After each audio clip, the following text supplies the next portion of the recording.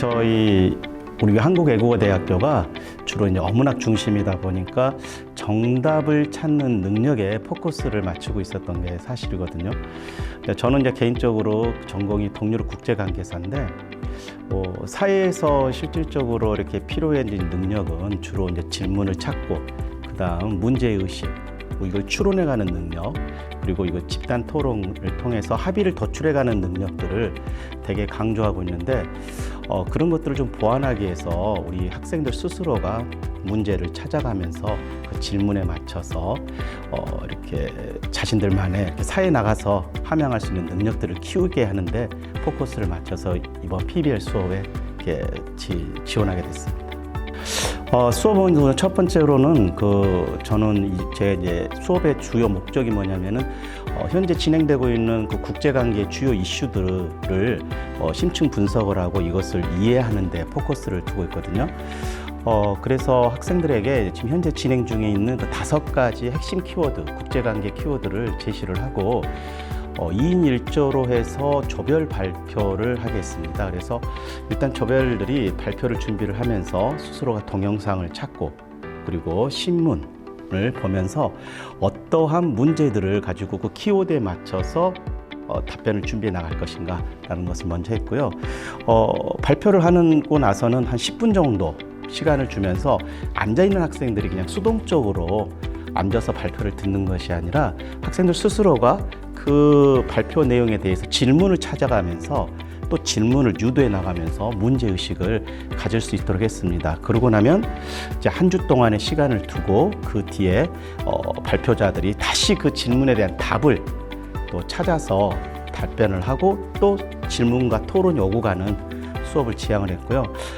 무엇보다도 지금 현재 유행 중인 그 챗GPT를 활용한 그 교육법을 이런 교육에 어떻게 좀 연계를 시켜볼까라는 고민을 했었는데 오늘날 그 대학의 주요 교육에 주로 이제 정보 전달이라든지 지식 전달 능력을 함양하는데 목적이 두어지고 있는데 제 개인적 생각으로는 미래 교육의 핵심은 질문의 질을 높이는 능력, 문제를 발굴하는 능력이 곧 21세기 핵심 인재를 양성하는 주요 포커스가 될 것이다 라는 생각을 했었습니다. 그래서 챗GPT를 활용해서 학생들에게 질문의 질을 다양한 방식으로 제시를 하고 이걸 선보이면서 챗GPT를 활용한 교육 방식을 도입하고자 했었습니다. 언어 수업에 국한하지 않고 이렇게 지역학 수업을 들으면서 좀 더 이런 발칸반도뿐만 아니라 전반적인 유럽에 대해서 좀 지식까지 넓어지는 것 같아서 다음 학기에도 이런 수업이 있으면 한 번 더 수강하고 싶다는 생각이 들었습니다.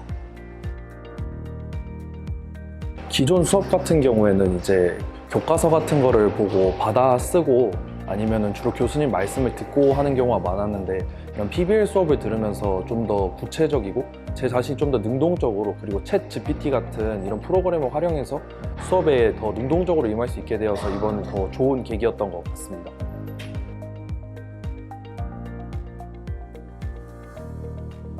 처음에 제가 이 PBL 수업으로 하겠다라고 했을 때 학생들이 굉장히 좀 당황하더라고요. 그래서 좀 걱정을 했었던 게 사실인데 수업이 진행되어 가면 갈수록 기존에 이제 수동적 입장, 즉 정보를 전달받는 데 익숙했었던 학생들의 모습들이 자기가 스스로 문제를 발굴하고 그 문제의식 발굴 속에서 문제를 풀어나가는 그런 추론해 나가는 작업들이 능력들이 커지는 것을 모습을 봤을 때 굉장히 기쁘고 좋았었습니다. 일반 수업을 역사로 배울 때 보통 주입식 교육으로 많이 하잖아요. 근데 이번에 PBL 수업은 제가 그 주제에 대해서 좀 생각을 해보고 또 시사 같은 것도 많이 배울 수 있고 좀 제가 검색을 하면서 좀 더 알아갈 수 있는 시간이 된 것 같습니다.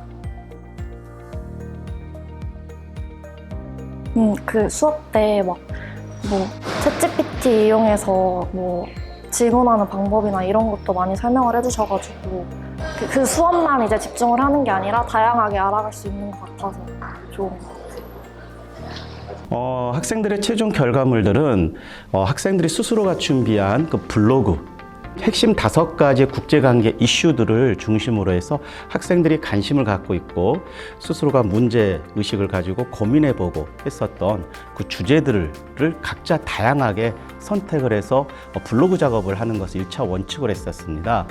그 블로그 작업과 동시에 그와 관련된 영상을 그 블로그에 집어넣어보고 또 무엇보다도 본인이 고민했었던 자신의 생각들 또 고민들 또 질문들을 챗GPT를 활용해서 어떻게 답변이 나오는지를 그 블로그에 같이 실어보라 라고 이렇게 지시를 했었습니다. 그래서 현재 제가 느껴진 바로는 지금 현재 결과물들은 생각했던 것 이상으로 좋은 결실들이 나와서 굉장히 또 기분이 좋습니다. 아까 끝나고 나서도 학생들한테 이제 슬쩍 이렇게 질문도 제가 해보고 있었는데 처음에는 이런 복잡한 용어들 그리고 잘 알지 못했던 국제 관계, 국제 정치학적 용어들을 제가 이제 수업 시간 시작하기 전에 한 단어씩 이렇게 학생들한테 화두를 던지거든요. 이렇게 화두를 던져서 예를 들어서 뭐 AI 인공지능 뭐 이런 식으로 화두를 던지면서 어떻게 될 것인가, 이게 무엇인가 이런 것들을 이야기를 해나가는데 그런 것들이 학생들한테 이제는 신문 기사나 뉴스에서 국제관계나 국제정치 관련된 것들이 나올 때 굉장히 반갑고 이렇게 쉽게 이해가 됐다라고 하는 그 답변을 들었을 때 또 저 개인적으로는 굉장히 보람을 느꼈습니다. 일반 수업은 교수님들이 일방적으로 말씀하셔서 좀 한국의 주입식 교육의 너무 전형적인 스타일이었었는데 이번 김철민 교수님 PBL 수업은 직접적으로 이제 뉴스를 보면서 조사도 해보고 자기가 직접 프레젠테이션도 만들면서 기본적인 지식에 대해서 더 넓은 시각으로 볼 수 있었던 것 같습니다.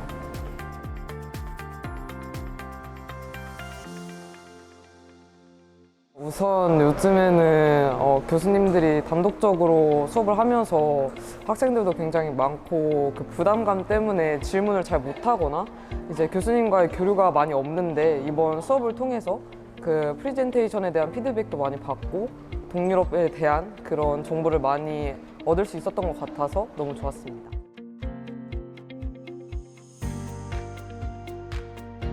개인적으로는 굉장히 적극 추천하고 싶습니다.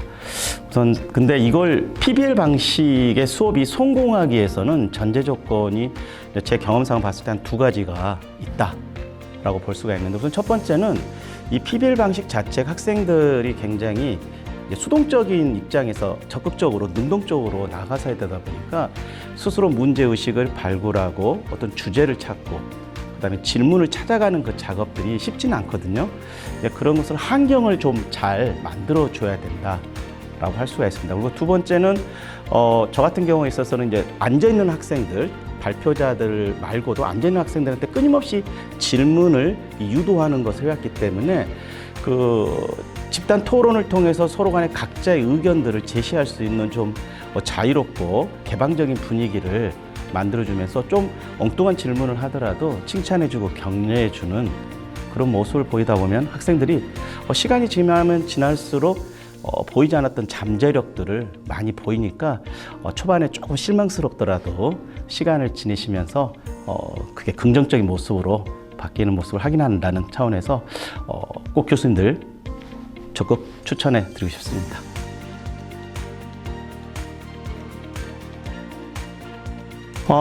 개인적으로 대학교 교육이라는 게 저도 나름대로 굉장히 많은 노력을 하면서 어떻게 하면 학생들한테 좀 더 적극적으로 학생들을 유도하고 제 생각과 어떤 분석 방법들을 같이 공유할 수 있을까라는 생각과 고민을 많이 했었는데 이런 PBL 방식이 이 적용을 통해서 좀 더 과학적이고 체계적으로 학생들과의 접근이라든지 학생들을 잠재력을 끄집어낼 수 있었다 라는 차원에서 굉장히 감사해 하면서 우리 학교의 어떤 노력에 대해서 기쁘고 이렇게 감사한 마음을 가지고 있습니다.